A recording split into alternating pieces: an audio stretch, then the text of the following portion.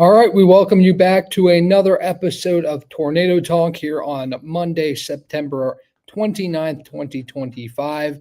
Thank you all for joining us tonight. We have a good episode ahead, and we'll go ahead and thank our corporate sponsors ahead of today's episode: Bojangles, BSN Sports, Comporium, Earthling Coffee, Hampton Inn, Jets Pizza, UNC Health Party, Pepsi, Pinnacle Financial Partners, Platt, Suburban Propane, Subway, and Zaxby's.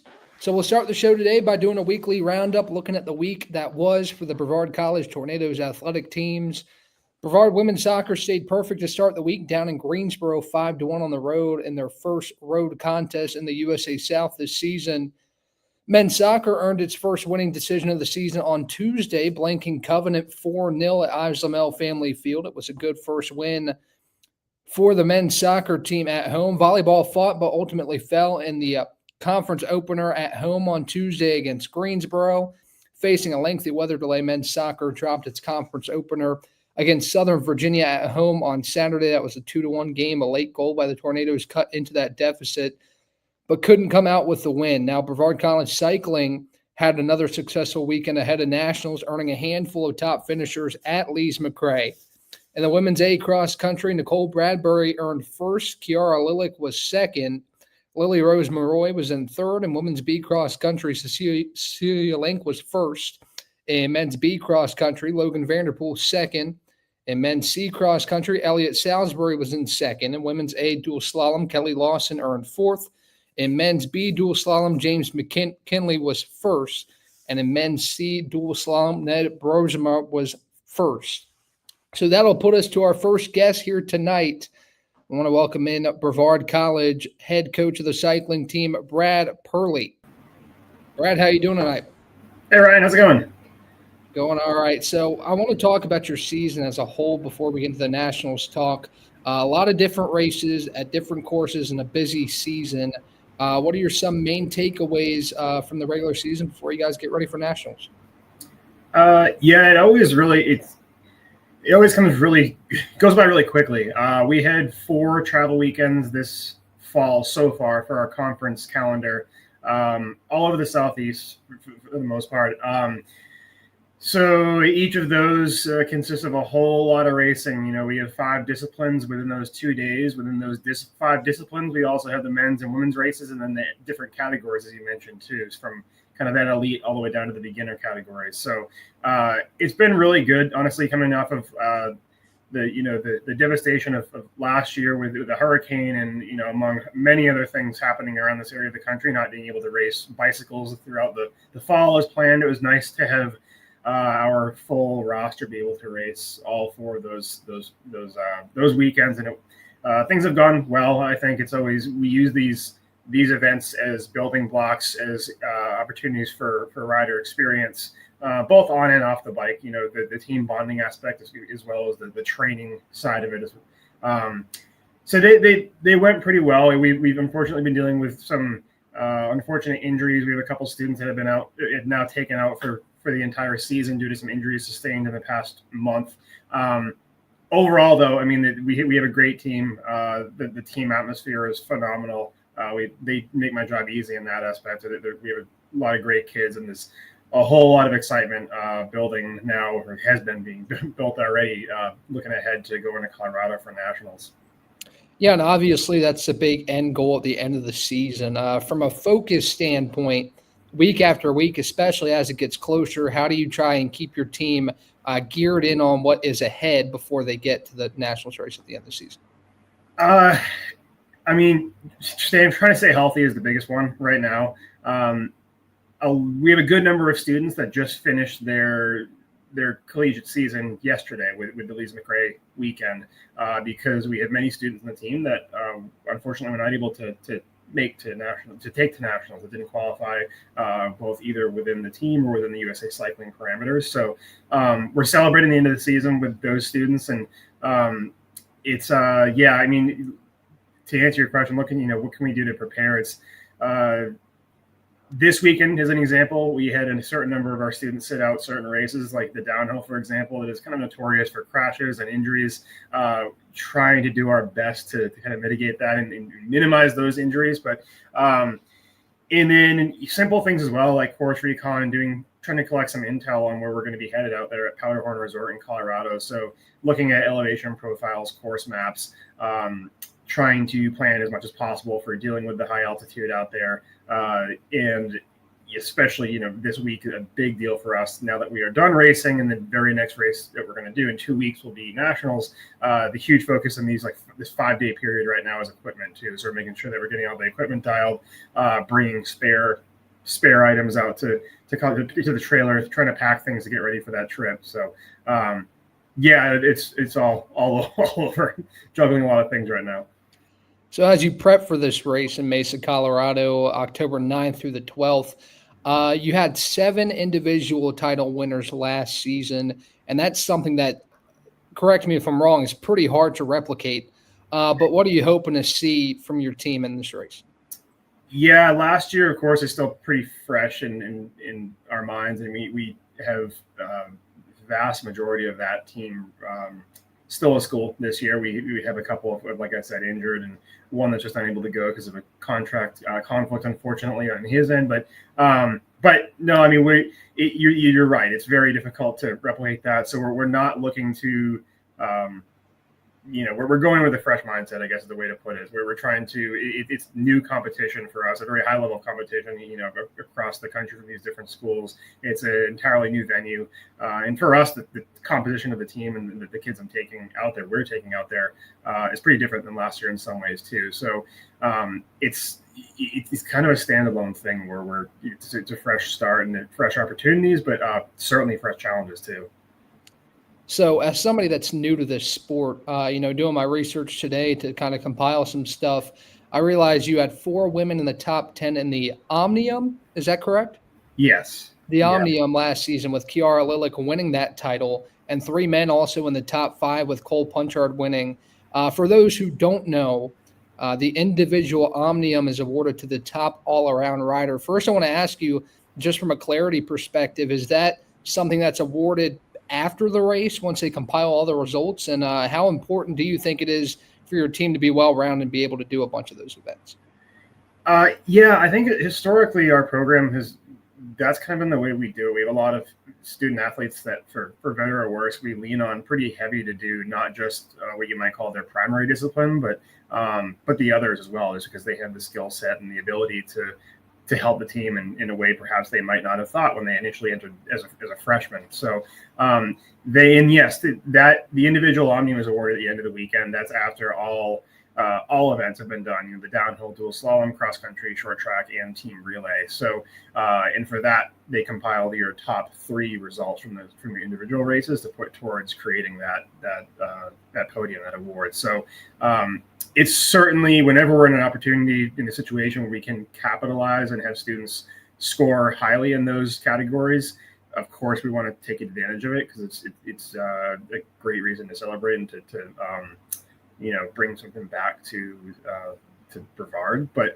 ultimately, at the end of the day, our big goal, primary goal, is always going to be that team overall classification. And nobody in the team is going out there.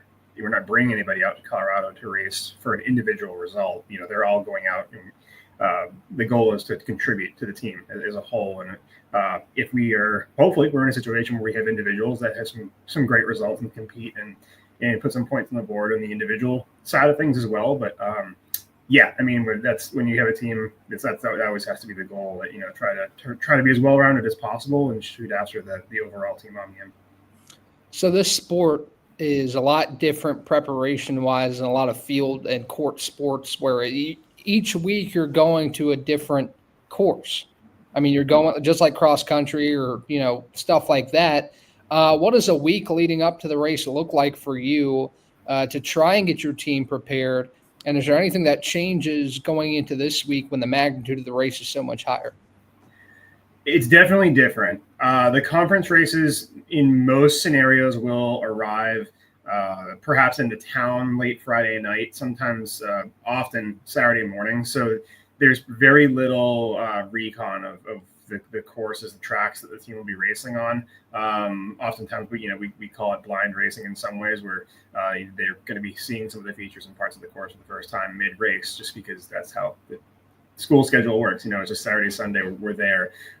Nationals is pretty different in the aspect that we'll be getting out to Colorado on Tuesday, and the students will be getting there on Tuesday, and the first racing starts on Thursday and carries through the end of the day on Sunday. So we will be, as much as possible, being, pretty much every minute of those days is going to be filled with something, whether it be rest, training, course recon, eating, all that stuff. It's going to be pretty laid out, pretty regimented in terms of what how we structure it when we're in Colorado, and that is quite different than the conference races. And on top of that, at national events, we also have a smaller roster because that's all we're able to take. We're only able to start a certain number of riders in each event, so that does mean that we can kind of focus in and hone in a little bit more, I think, on those individual riders, as opposed to a little more broad approach that we might take sometimes at a conference race, perhaps.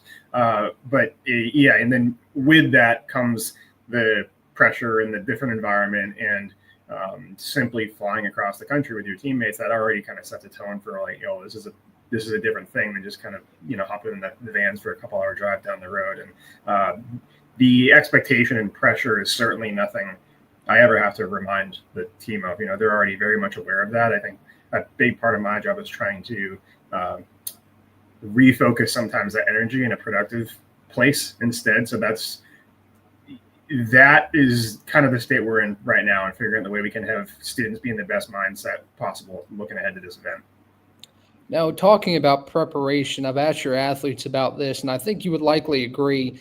You get to the course, and there, like you said, there are spots that maybe they're not aware of initially just because of the lack of preparation time you actually have on the course. But living in an area like this and being able to practice in an area like this, where there's so much different terrain and different areas to bike, how much does that help you as a coach to kind of get your team as prepared as you can, given the area you live in?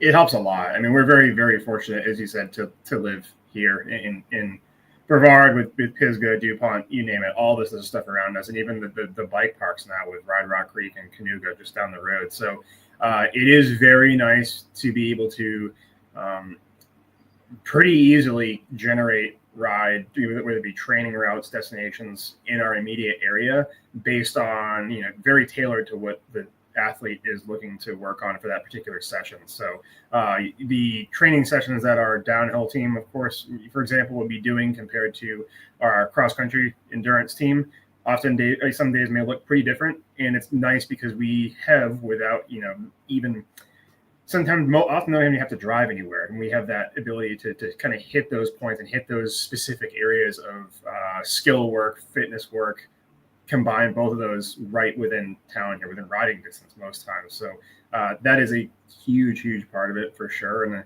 the town is very supportive. A lot of the folks are very supportive as well. I mean, all the bike shops in town, the different people that get the opportunity to ride with the team and vice versa.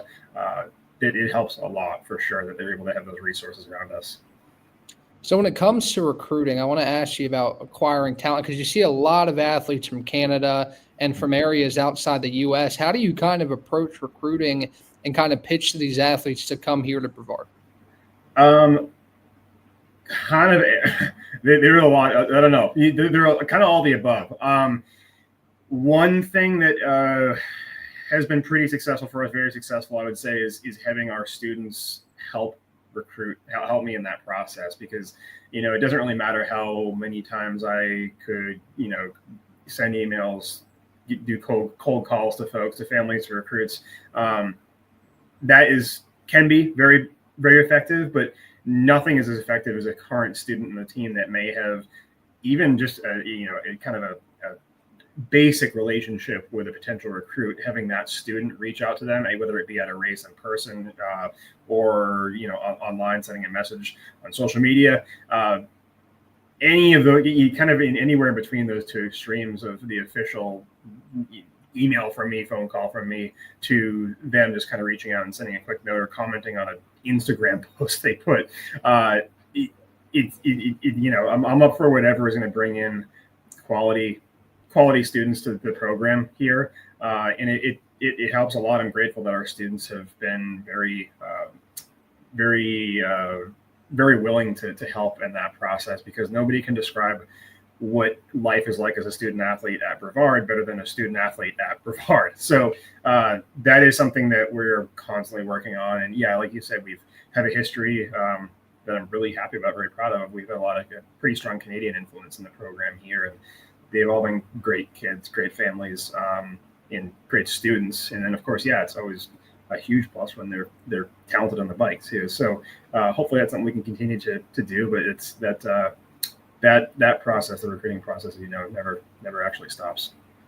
Last thing I want to bring up, and we're trending a little bit away from nationals, but I think you gave a good outlook on what that race is going to look like for you all. But talking to Matt last week, he mentioned something that, like I said, I'm fairly new to this sport, but he talked about trainers. They have separate trainers. Some of the athletes work with other trainers outside of your coaching.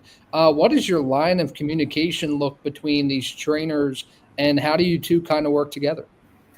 Yeah, it's funny now that after years of doing this and starting to just make more connections in what is a pretty small world of cycling and bike racing. Many of the personal coaches that work with our athletes outside of the BC program here, I've started to get some relationships with, just because some of the Canadians, for example, have for years now I've had used some of the same coaches, which always helps. So I'm always very willing and very open with those coaches to try to provide some insight if needed, in terms of helping them become aware of how, what is different about collegiate racing or just collegiate student athlete life in college than perhaps the more traditional we'll call it, professional bike racer that just kind of stays at home and has one job, and that's race bikes, and that's it. So yeah, that's a lot of communication that's certainly always open to make sure that, because since I see students on a daily basis, I get to see them actually race. You can gain a whole lot of knowledge from being in person and watching that process that you cannot gain from even these days with the electronic training data, post workout comments, things like that online. It can be very beneficial and sometimes needed to have somebody that's actually on the ground working with the students in person to give a little more information outside of perhaps what the student is communicating to the coach sometimes. But no, it takes a village. I mean, there are always a lot of people. There are a lot of people that are involved in many aspects in the team helping our students maximize potential. All right, Coach. Well, I appreciate you taking some time to join me tonight, and I wish you best of luck next week. Thanks, Ryan. I appreciate it. Appreciate all you do. Have a good night. That is head cycling coach Brad Purley. Him and a handful of cycling athletes will join us in the library on Friday for a brief press conference at 12:30 on Friday, October 3rd, before heading to Nationals on October 9th through 12th in Mesa, Colorado. So that'll bring us to our next guest. I want to welcome into the show head cross country coach Cameron Eisenhower. Cam, how you doing tonight?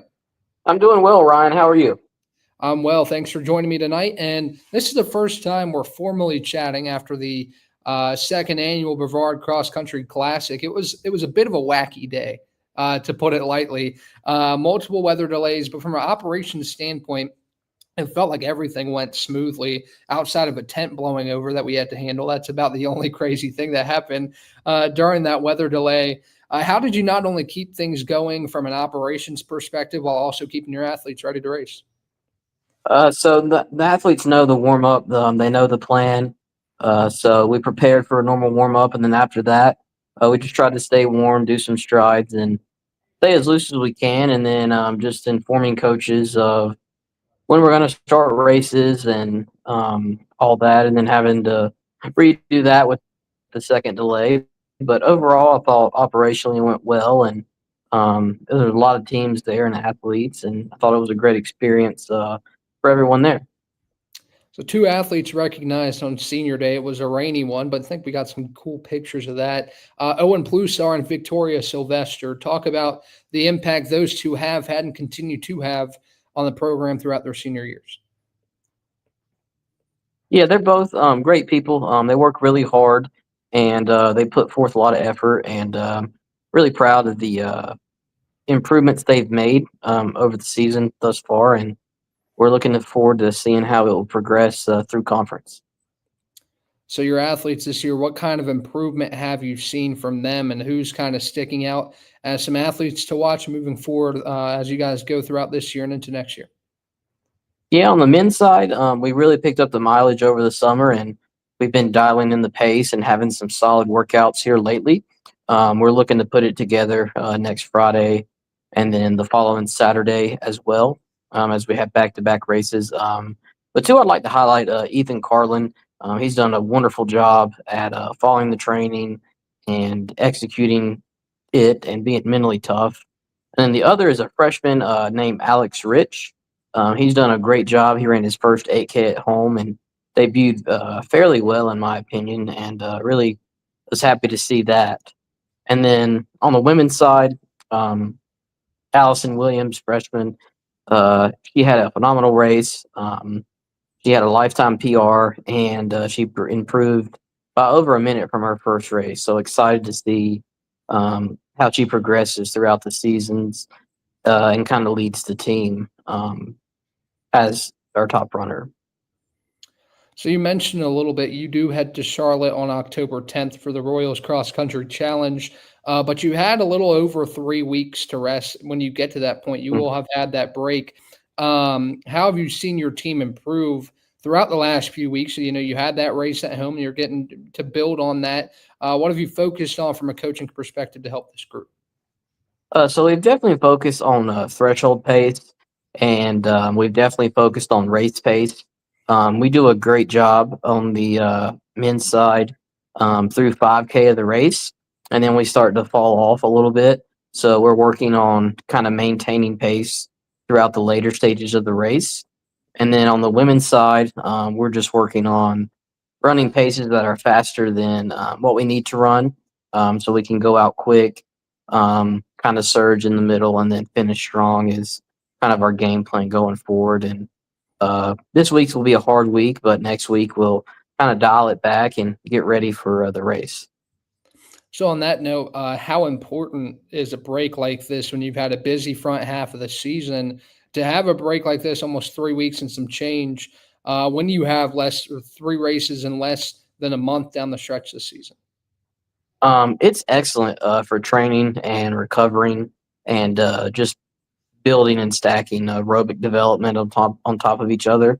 Not every sport gets to have a 3 week break during their season from competition, so we really take advantage of that and really practice hard and try to be the best versions of ourselves on and off the course to prepare us for our big competitions, which come in October and November. So from a coaching perspective, I'm kind of interested about this. It's not like football, basketball, volleyball, soccer, whatever sport it is, where you have physical film. You have times, but you don't have film to work off of and kind of see what you need to improve. You don't see the whole race either. While the race is going on, you're doing a bunch of different things. How do you kind of assess what to work on in the weeks coming up when you don't really have that film or have that viewpoint to see your athletes run in the race specifically? How do you kind of know what to work on throughout the weeks that you don't have races? So we're lucky to be able to use an app to track our mileage and our paces. And then on all the workout days, I'm always there so I can time those and see how they're doing. But as you said, sometimes for the longer repeats, you can't see them through the whole uh, time they're running. So you can't see where they're kind of falling off. So that's where, again, you look at their watches and their splits to see what they need to work on and what they're doing well. And that was kind of our focus going forward. And again, we're getting in the weight room twice a week as well, and that's really great. Destiny Williams is doing a phenomenal job of getting them ready and making them stronger and faster. So I'm really happy with that progression. and just seeing what we kind of need to do going forward to help us prepare. It's going back to the Brevard Cross Country Classic. It's the second time you all have hosted this race. You did so also last year. How did that come about? What was the process to say, hey, we want to host a race, and then kind of figure out where you want to do it and map out that course? Yeah. So, as you know, Brevard College Cross Country has a huge and phenomenal successful history, and one of those things was hosting meets.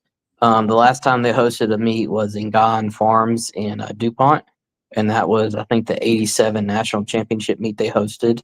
And my previous institution, we hosted meets, and it's just something I wanted to bring to Brevard. It gives the athletes a home contest, just like every other sport on campus.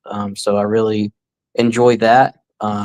It's also a great way to raise funds through entry fees and kind of just bring the community together because Brevard's a excellent place for distance running with both forests just right down the road from us, and having that home course a mile away from campus is really great for us to use and everything like that. So before I go forward with this question, will the USA South Conference meet be back at that course next year?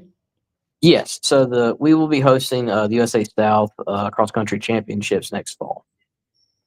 So it's going to be back at the course behind the Boys and Girls Club. You hosted it last season, as I just mentioned. Was there anything new that you learned about the course this season that you want to take into next, maybe in terms of flag placement? I saw a couple times some runners that were trailing behind kind of sprinted to the right when they were supposed to go around. Were there any things that popped up that you said, okay, maybe we could do this a little bit better next season, and kind of use that as a learning point for you? Yes, absolutely. So, kind of where I was standing in the cut in, I was kind of directing traffic. I would like to have some flagging and stakes there as well to maybe just kind of move as the runners cross because there's different loops and routes. And then definitely having I had yellow cones out there for the course, having some different colored cones for the finish lines and going that way. And then just maybe having some music before the race for teams as well. So those are kind of the three things I noted down after the race, and hopefully have no weather delays next year. That'd be nice. It was a long day. Lastly, I want to ask you, like I mentioned, you've got 3 races in less than a month after this race in Charlotte. That'll be the first of 3. What are the steps that you're hoping to see your team take in a busy final stretch of this 2025 season? So I'm hoping to see some major gains, especially on the men's side. Going to Charlotte on the 10th will be a big test. It's a very fast course, so expecting some fast times. At the regional preview, our goal is to try to beat as many people as possible and see where we place amongst in the region. And then going in the conference, we kind of know where we stand right now. We have a good chance at beating the team we haven't beat before, and hopefully beating some other teams that we have in the past, and just working towards that goal. And then as the women, our focus is just getting better each day. They run 5K for the majority of the season, so they'll have a 6K on the 18th, which will be a good confidence boost and test to see where they're at. Because in the postseason, that's their race distance. All right, Cam. Well, thanks for taking some time tonight. Enjoy this next week before you guys get ready to race on October 10th. Thank you so much for having me, Ryan.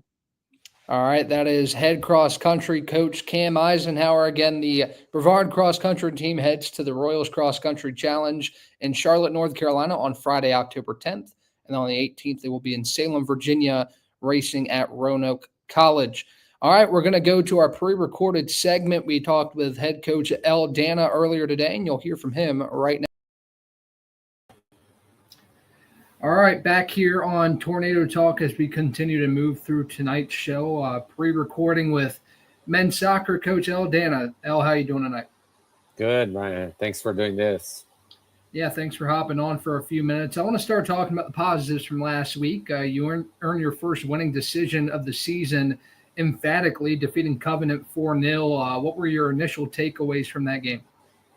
Yeah, remember you and I had talked about that one of these days we're going to finish and do have a consistent 90-minute game, and that was the day. I wish it was the same the second game of the week, but we're seeing signs of very positive things, big things to come. Yeah, another thing we talked about was finding, who were going to be the goal scorers this year. And I think you have a pretty good idea with Roy Abutbol starting the scoring in that game with his fourth goal of the season. He continues to lead your team in goals scored this season. But however, three others notched their first goals of the season with Leo Zabu, Coway Dos Santos, and freshman Will Hall scoring their first goals in 2025. How important is it to see those others build some confidence as you move throughout this season? Yeah, and that's going to have to be the case with several others, and that's what I told them. We may not, even with Roy Abutbol, we may not have one player having the output that, say, Ryan Lynch had last year, but if everybody pitches in, we'll be fine. Of course, incidentally, Ryan Abutbol did not play Saturday. I mean, he squeezed in 10 minutes, but unfortunately, we couldn't have him, and that hurts. That hurts, and but again, I'm confident that several other guys can step up. So I do want to touch on Will a little bit more here. Will Hall, the freshman out of Danville, Virginia, he really came onto the scene in that game, had a really nice game, and you saw that continue into the Southern Virginia game. What do you like about your freshman so far? Yeah, so I don't know if everybody knows this, but his brother was a goalkeeper for us, and possibly one of the best goalkeepers ever to play for me. But Will,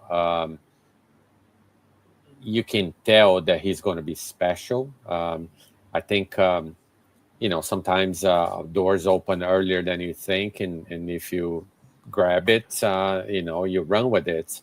So as I mentioned, Roy gets hurt during the week, and Will steps in and gets to start the game. He did quite a bit of good things.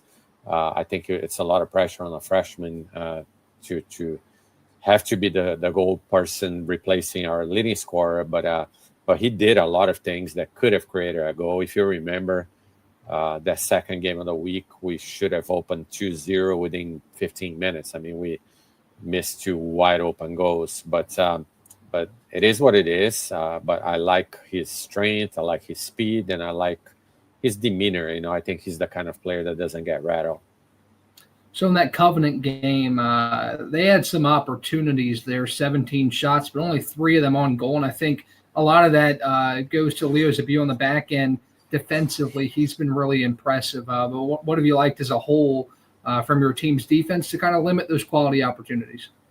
Yeah, I mean, think about it. You have a senior in Leo Zabel, but you have a freshman in Lucas that plays side by side, the center back, and a freshman in Mawar that played the left back. Of course, we also had a senior on the right back with Martin, but right in front of them, the defensive mid is another freshman. So this is pretty impressive, and these guys are solid. I wish they could be 100%, no goals ever scored on us. And let's not forget that we have a freshman behind them in goal. But they're doing the job. They're holding some really key players that we've played against, and they got their challenge now coming up the next game, and I think it's going to continue throughout conference play. So got to talk about the Southern Virginia game. Obviously, didn't start on time. You had that lightning delay that lasted in the ballpark of about 2 hours. What kind of challenges does that pose for your team to face a weather delay when you're pretty much ready to go there at 4 o'clock? Yeah, I mean, I'll be honest with you.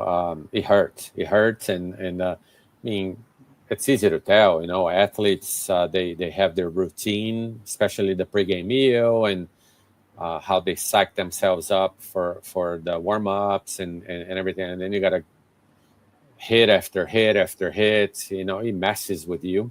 And you can say, of course, it messed with Southern Virginia.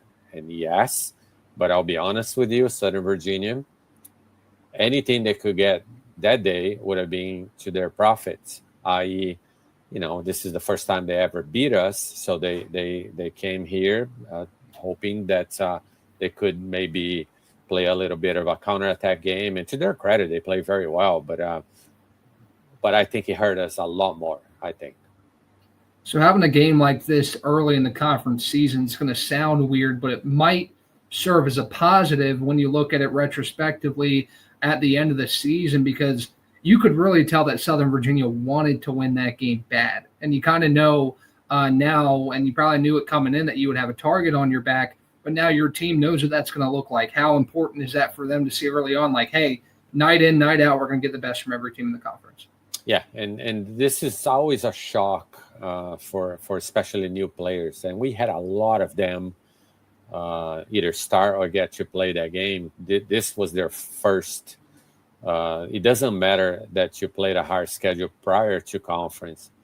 It's a different thing, I mean, teams come in overly scouting you. They know you inside out. We always have a bullseye on our chest because of our success in the past few years. So it was a wake-up call for them, without a doubt. And I, without a doubt, expect them to have, 2-3 clicks up on their preparation, mental preparation, and psyching themselves up for the next game. So you go to Greensboro this week, and you get Methodist at home. What do you hope to see your team do better and maybe take steps forward during this week? Well, Greensboro is very improved. They almost have a brand new team, and so it'll be a tough game without a doubt. And they have the momentum because, rightfully so, they chose to play a little easier schedule leading to conference, which I would have if I were them. The way things went the year before, but that also creates that confidence because you won lots of games, and we're coming from a loss. And on top of it, Greensboro did not play over the weekend, so they have the rest. They only played midweek last week. So I expect a tough battle. But for what I just said, and our guys have that warrior mentality, I expect them to play at a much, much higher level. That's on Greensboro. On Methodist, it almost has become that Methodist is one of our rivals. There's about 2-3 teams in the conference that it seems that every time we play each other, sparks go, and so I expect a really high intensity game. I expect just about every game that we play went down the wire, so I expect nothing but. But I'm not looking at Methodist, I'm looking at Greensboro, and rightfully so, that's a must. So we've talked about it a little bit. I kind of noticed this after the Southern Virginia game. Your team's response to adversity. You don't see a lot of hanging heads. You kind of see everybody's picking each other up. And what have you seen in that response? Maybe from the end of that game into practice early this week, have you seen your team kind of turn it around and get ready for this game with Greensboro? Yeah, they feel they hurt, and they know that a home game is not good, but to lose. But it's a generation, this year's squad that has a very even kill. You always have the guys that are a little more emotional, but I can tell you, last year we would have had a ton of yellow cards, a ton of just a whole lot more volatile than this group. So I don't even know. I need to double check, but I think we're one of the teams with the least amount of cards this year. So I feel that this group controls. They have a high emotional intelligence, and that's why if you gave me another 2-3 minutes, we would have come back. That's why they always go down fighting. Fighting on the good sense. They never give up, and that's what I like about this team this year. Lastly, I think another big positive from that game, what you can take away from it is a lot of bodies came in that had extended amounts of run, and nobody looked out of place. Nobody looked like we're just putting them in the game for an extra body. Will Finney, Julian Martin, those kind of guys came in and gave good minutes off the bench. What do you like about your team's depth so far this season? Yeah, we're going to need it.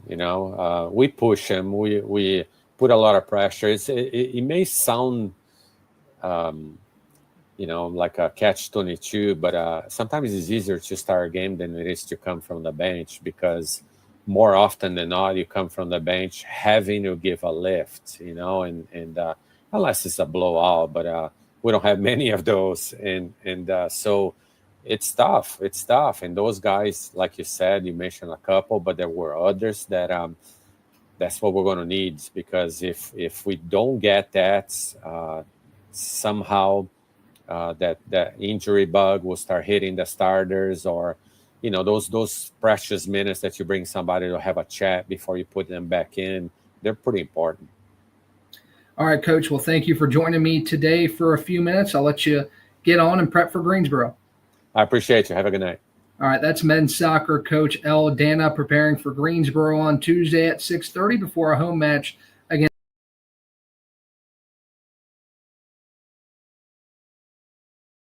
All right, that was head coach El Dana. The Tornadoes prepare to take on Greensboro tomorrow night before welcoming in Methodist on Saturday. That'll bring us to our last guest tonight. I want to welcome in, as always, helping me finish the show, head coach of the football team, Bill Kyatt. Bill, how you doing tonight? Wonderful. How about yourself, Ryan? I'm doing great, Coach. It's been a busy few weeks to start the season. I felt like all we've done is talk football, so we're going to have a little bit of fun tonight, talk some other things, but we're still going to talk some football. But I want to start by asking you about your bye week. How nice was it, even if it was just a day or two, to take a deep breath and enjoy some off time? Well, once you get into the season, really for the coaching staff, there is no off time. The off time is really provided for the players, although I did give my staff the day off on Saturday. I told them I didn't want them anywhere near the office, and if I saw them in the building, they were going to be in trouble. So I did allow them that break just to get the batteries, recharged, and a little rest and relaxation, just to get your mind off of football somewhere else, because really we got a nice long stretch ahead of us. I mean, what I did for the players when we reconvened on Sunday is I asked them all, did they have any idea what they were doing 7 weeks ago today? And 7 weeks ago that day, they would have either been packing their car because they had a lengthy drive to come for check-in, or they were packing up to get ready to leave the following day to get ready to come to Brevard College to start off training camp. So that's what they were doing 7 weeks ago. So they had an idea in mind of what 7 weeks is. Well, the remainder of our regular season is now 7 weeks. It's a 7-week consecutive stretch. And 7 weeks from that day, which was Sunday, so yesterday, so 7 weeks from yesterday, they're only going to be doing one of two things. They're either going to be in the locker room, cleaning out all of their personal items and turning in their helmet and shoulder pads, or they're going to be sitting in one large room, probably the building we were in, Ingram Dunham Auditorium, and watching and waiting to see who is selected for us to play in the first round of the playoffs. I mean, it's the only two options. So I think once I painted that picture for them, the reality set in that, okay, hey, preseason's over, training camp's over, out of conference play has come to a close. Now it's time to get ready for the USA South. So from your perspective, you got to sit down with them and kind of reframe perspective in the bye week, and a pretty ideal time to do that, given the kind of grueling 3 weeks that you've had to start this year. From a player's perspective, it was a pretty ideal time for a bye for them. I mean, the Erskine game, very physical, very mentally demanding. How big was it for your guys to have this past week? I know you probably still had some practices and probably some prep, but to have a little bit of bumps and bruises recovery time to try and get ready for this next week. Yeah, well, it's all about managing the players properly during the bye week. So you hear coaches talk about it all the time. In fact, El just spoke about it prior to my arrival on the show about being in a rhythm, being in a groove. There's routine to what players do.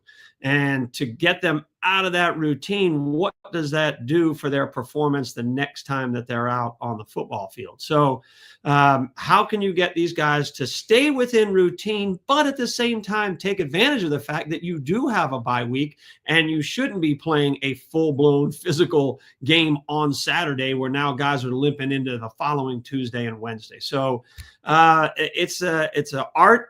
In and of itself, it's its own craft of how you go about creating the schedule to allow for the guys who play significant snaps on Saturday to get the recovery they need, but stay in the groove. And then the guys who have maybe a more limited role on Saturday still get in the games, but, a spot play, if you will. Can you look at those guys and see, can they contribute more on game day? So allow those guys to show that during the week of practice. Then, the third facet are the guys that typically would be what are called scout players. Okay. So at some point you look at an opponent, you evaluate opponent, and you say, okay, hey, in this situation, here's what they're going to do. Well, you have to draw that up, and then you have to have somebody pretend to be the opponent, and they have to run around the same way. They have to have the same speed, the size. I mean, you got to try to create as much reality as possible. And there are players that when they look on cards and they perform, they look spectacular. And you're saying, hey, well, wait a minute. Maybe this individual can contribute on Saturday. Well, I don't know, because I can only see what they do on a card. So now you give them the opportunity during the bye week to show what they can do without that assistance, without that card. Can they do it on their own? So there's a lot of evaluation going on at the same time that you're trying to manage players' health and any kinds of nicks and bruises. Because if you play football, the only time, and I mean the only time you are 100% is when you first walk out onto the field for the very first practice at training camp. And after that, you're doing something wrong if you're not at 80% the rest of the year, because it's always about fighting through some sort of discomfort when you're in a football season.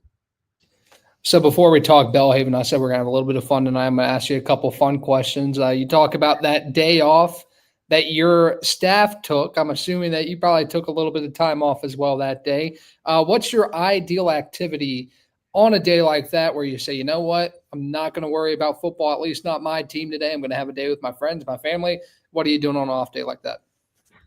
Typically on my off day, it would be spent with my wife. I mean, she is an incredible supporter of mine, and does everything she can to help me get in a position to assist the young men with their goals of winning a championship and winning each week.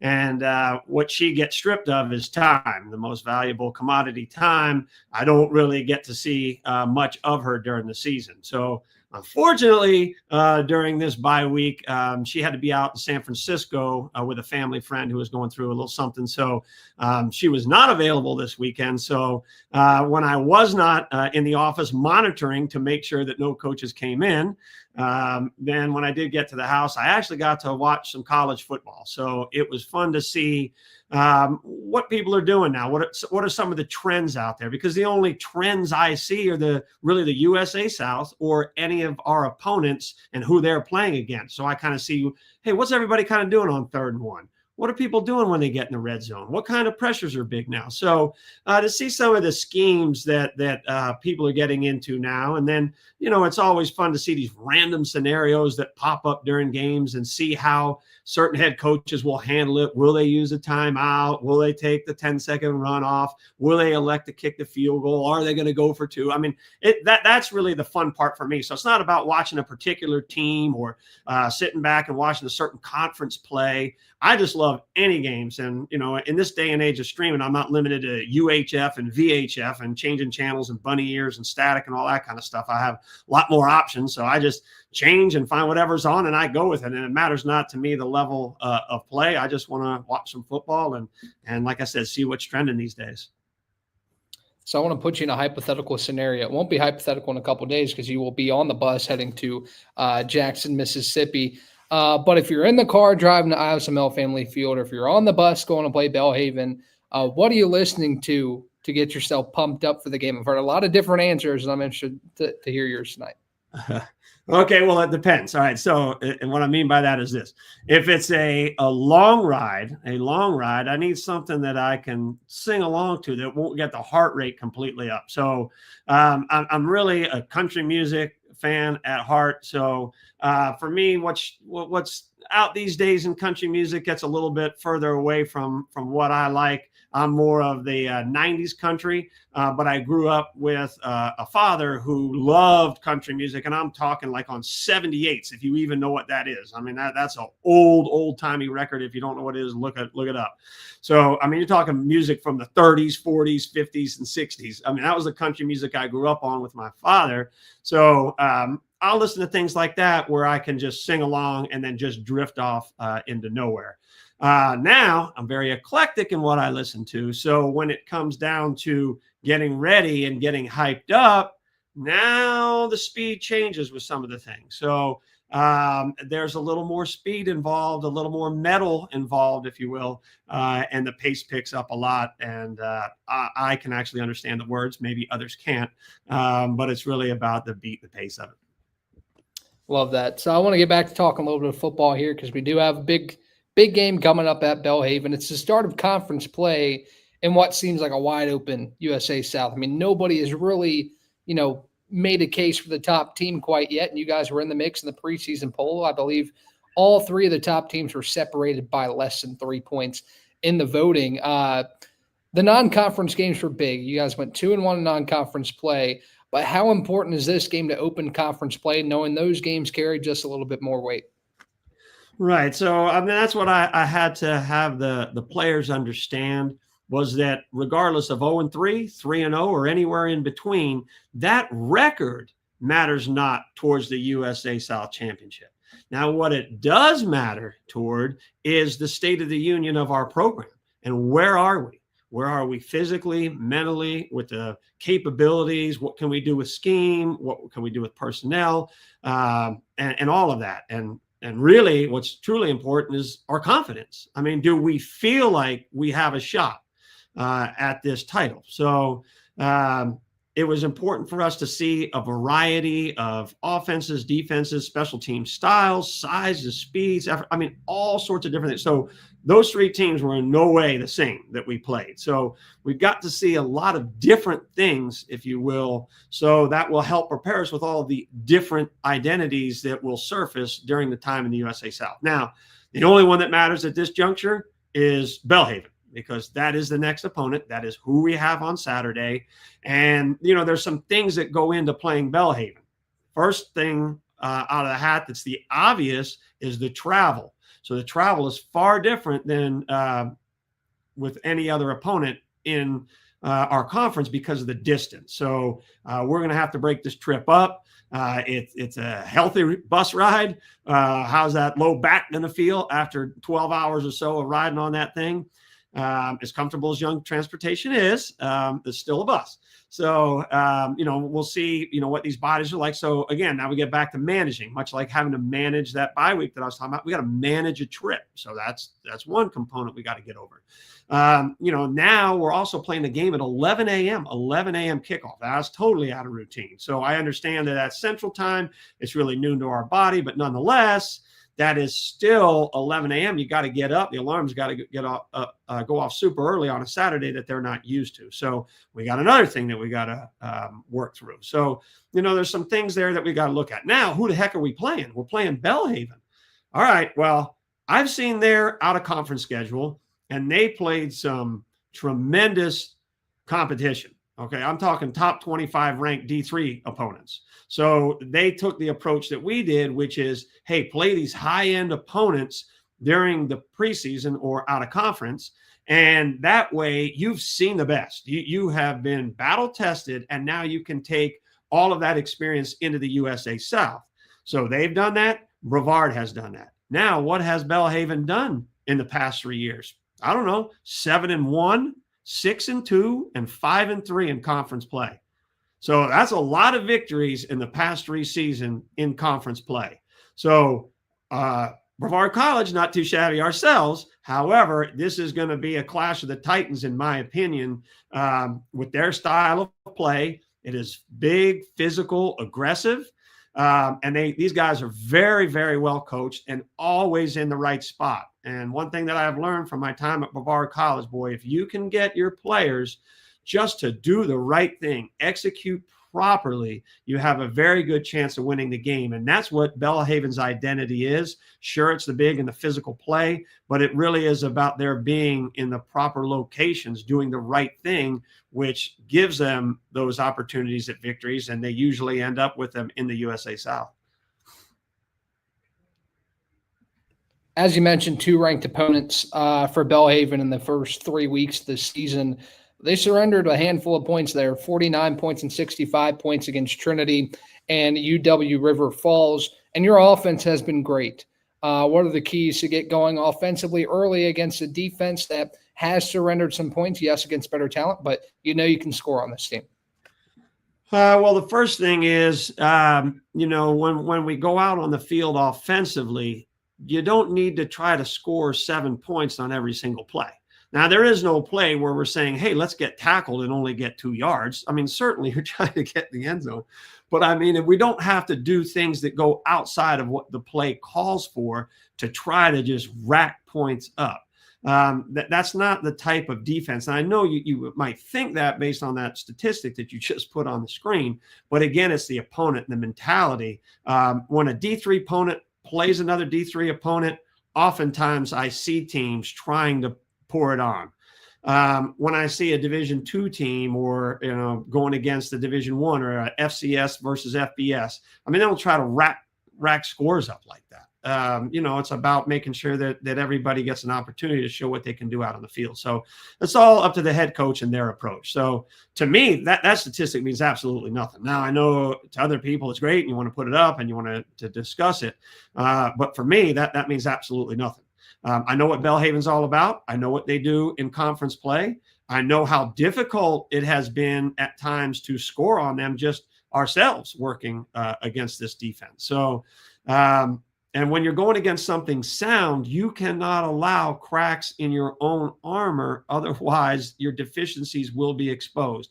And last week, even though we were able to beat Erskine and made some great plays offensively, kid you not, this close to that being a disaster multiple times, and even on some of those touchdown passes. A missed assignment where we didn't block a blitzer, a missed assignment where we go the wrong way and somebody gets turned loose. I mean, so that it wasn't about our lack of effort. It wasn't about our lack of courage. It wasn't about not having the proper technique to do it. It was just flat out errors. And those are the ones that we have got to stay away from. So that's what I'm looking for us offensively, is just when the play is called, if you could just execute it properly. You don't have to be great at it. Now, do I want that? Sure. I would love for you to do that. But at least go the right depth on your route. Get in front of the right person that you're supposed to block. Look the right way on how you're supposed to read the play based on the coverage. So it's those sort of things that will help our offense hopefully put up numbers like you saw on that screen. So you mentioned a little bit about what you know about Belhaven. It's been a short series history with you all and the Blazers. It's only been 3 games. Belhaven took the first 2 matchups you all won last year. It's going to be a new team, some new players coming in. But what's something you've learned about Belhaven as a program and their identity, both offensively and defensively, in a short period? Yeah, well, they play big because they are big. All right. The institution, it's a very large institution for the USA South with their enrollment. And then if you see this football stadium, boy, this thing's big time. So if you have a Jumbotron with a replay screen, you've made it. Okay. So the setting will be a little bit different than something that some of these guys have played in before. Now, we do have some guys on the roster, including our quarterback, but we do have some guys on the roster that did play at Belhaven 2 years ago when Belhaven went 7-1 and ended up winning the championship, and they actually celebrated their USA South title on the field after having beaten us. So we do remember how that felt. And some of the guys will probably carry that in to the game. But as big as the school is and the stadium and the surrounding, they rise to that. Like their image is that. So does that mean that they can't be beaten? No, it doesn't mean they can't be beaten, but that is their identity. They know what they have for facilities. They know what they have for school. They know what they have for enrollment, and they play that way. So we just have to go in there and know, okay, well, we might be Brevard College and are a little over 800 enrollment from Western North Carolina, but we need to teach the South about mountain football.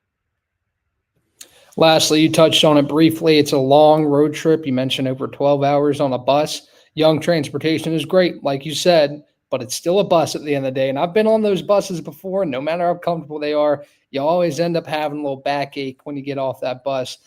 Sometimes when teams have long road trips, they come off the bus sluggish and come out to a slow start. What are some keys to overcome that long trip and come out ready to fire? Getting creative in how you travel. So we're actually going to take off on Thursday, and that'll be extremely helpful. I've talked to multiple head coaches in this conference about how they handle this Belhaven trip and how they're able to be successful. And I also talked to some people outside of conference. Now, outside of conference, they have people flying, but we did not choose to do that. But we will be on a bus, but we're actually going on Thursday. And then that way we can just get straight to Jackson. I just want to end up in Mississippi when the day ends on Thursday. But we're going to stop halfway. We're going to get these guys out and stretch them. If anybody is certified to teach yoga or Pilates or something, I mean, I got to get these guys loose, limber, stretched out, and feeling good about this bus trip, so you don't feel like you've been sitting on there. And again, the total amount of time is all predicated on the Atlanta traffic. So this thing could be 15 hours, this could be 10 hours, I don't know, but we'll see. But that's what I like to do on Thursday, and then that way we're there all day Friday, and it's not a scramble. No one's heart rate's up. Oh, we're worried about getting there. What's going to happen? We got to run around, because I'm telling you that next day, that Saturday morning, is going to come so early, and you don't want to feel rushed going into that. And then next thing you know, you're down 21-0. And sure, were we able to overcome last time we were down 21-0? Definitely. Does that mean you can do that every time? I don't know. So we would prefer to not find ourselves down 21-0 to start off conference play and come out with all guns blazing, if you will. All right, Coach, I appreciate you taking some time tonight. Good luck on your journey to Mississippi this week. All right. Appreciate it. And you have a good week yourself. All right, Coach. That is head football coach Bill Kyatt joining the show to end us off tonight.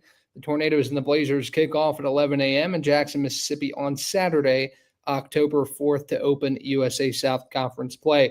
That's going to wrap up our show tonight. I want to thank everybody for joining this evening on YouTube. Again, that is where you can find all Brevard College athletic events. All home games will be streamed live right there. We have volleyball tomorrow at 6:30. Looking forward to that. And then we'll continue to move throughout this week. I want to thank you guys again for tuning in and always joining Tornado Talk, always Monday, 7 to 8 p.m. And I will talk to you next week. Ryan Wilkes signing off on Tornado Talk.